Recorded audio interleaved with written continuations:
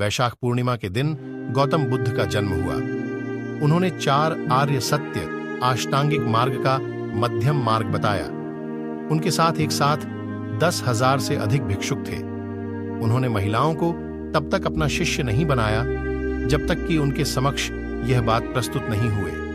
कहते हैं कि आम्रपाली ने महिलाओं के भिक्षुणी बनने के मार्ग को खोलने में सहयोग किया। आओ जानते हैं गौतम बुद्ध और आम्रपाली के बारे में कुछ खास। बिहार में एक जिला है जिसका नाम वैशाली है। यहाँ की नगरवधु आम्रपाली और यहाँ के राजाओं के किस्से इतिहास में भरे पड़े हैं। कहते हैं कि एक गरीब दंपति को एक अबोध मासूम लड़की आम के पेड़ के नीचे मिली। पता नहीं कौन थे उसके माता पिता और क्यों उसे आम के वृक्ष ने नीचे छोड़कर चले गए। आम के नीचे मिलने के कारण उसका नाम आम्रपाली रखा गया। सुंदरता की चर्चा पूरे नगर में जब फैल गई, आम्रपाली जब किशोरावस्था में पहुंची तो उसके रूप और सौंदर्य की चर्चा नगर में फैल गई। नगर का हर पुरुष उससे विवाह करने के लिए लालायित हो उठा। राजा से लेकर व्यापारी हर कोई आम्रपाली को पाना चाहता था। उसके माता पिता के समक्ष अब दुविधा और भय उत्पन्न हो चला था। अगर आम्रपाली किसी एक को चुनती तो राज्य में अशांति फैल जाती। इस तरह बनी नगरवधु। जब वैशाली के राज प्रशासन को यह पता चला तो उन्होंने नगर में शांति स्थापित करने के लिए आम्रपाली को क्रमानुसार अंत में नगरवधु बना दिया। आम्रपाली को जनपद कल्याणी की उपाधि 7 साल के लिए दी गई। इसे साम्राज्य की सबसे खूबसूरत और प्रतिभाशाली महिला को दिया जाता था। दूर देशों तक थी उसके रूप की चर्चा। आम्रपाली के रूप की चर्चा जगत प्रसिद्ध थी और उस समय उसकी एक झलक पाने के लिए सुदूर देशों के अनेक राजकुमार उसके महल के चारों ओर अपनी छावनी डाले रहते थे।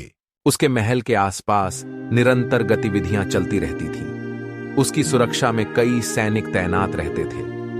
कहते हैं कि मगध के राजा बिंबिसार ने आम्रपाली को पाने के लिए वैशाली पर आक्रमण कर दिया था। आम्रपाली बिंबिसार के बच्चे की मां बनी। यह भी कहा जाता है कि बाद में बिंबिसार का पुत्र भी आम्रपाली के मोह में पड़ गया था।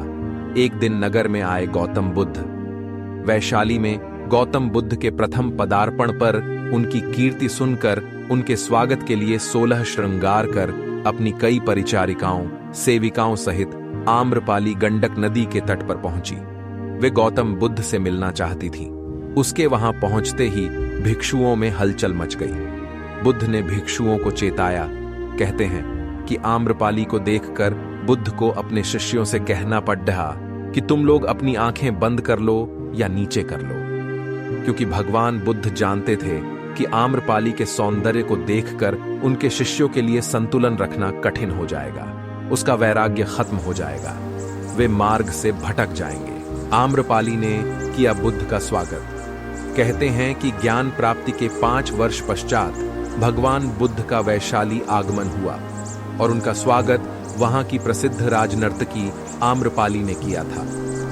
बौद्ध धर्म के इतिहास में आम्रपाली द्वारा अपने आम्रकानन में भगवान बुद्ध और उनके शिष्यों को निमंत्रित कर भोजन कराने के बाद दक्षिणा के रूप में वह आम्रकानन भेंट देने की बड़ी ख्याति है। भिक्षु पर मोहित हो गई आम्रपाली। ये भी कहते हैं कि आम्रपाली एक बौद्ध भिक्षु पर मोहित हो गई थी। आम्रपाली ने बौद्ध भिक्षु को न केवल खाने पर आमंत्रित किया बल्कि 4 महीने के प्रवास के लिए भी अनुरोध किया था। बौद्ध भिक्षु ने उत्तर दिया कि वह अपने गुरु बुद्ध की आज्ञा के बाद ही ऐसा कर सकते हैं। कहते हैं कि गौतम बुद्ध ने उस भिक्षु को 4 माह के लिए आम्रपाली के साथ रहने की अनुमति दे दी। अंत में आम्रपाली ने गौतम बुद्ध से कहा कि मैं आपके भिक्षु को मोहित नहीं कर पाई और उनकी आध्यात्मिकता ने मुझे ही मोहित कर धम्म की राह पर चलने को विवश कर दिया है। भिक्षुणी बन गई आम्रपाली। आम्रपाली ने गौतम बुद्ध के समक्ष भिक्षु बनने की इच्छा प्रकट की, परंतु पहले तो बुद्ध ने इसके लिए इनकार कर दिया।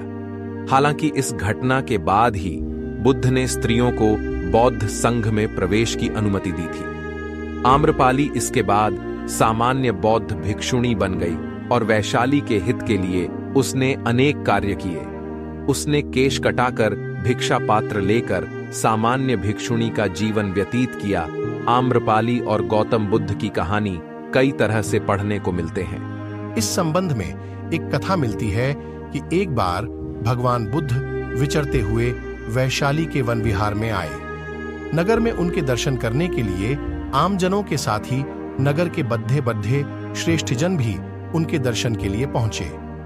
हर किसी की इच्छा थी कि तथागत उसका निमंत्रण स्वीकार करें और उसके घर भोजन करने के लिए पधारें। वैशाली की सबसे सुंदर और प्रतिष्ठित गणिका आम्रपाली भी बुद्ध के तपस्वी जीवन को देखकर प्रभावित हो चुकी थी तथा वह भी अपना यह घृणित जीवन छोड़कर भिक्षुणी बनना चाहती थी।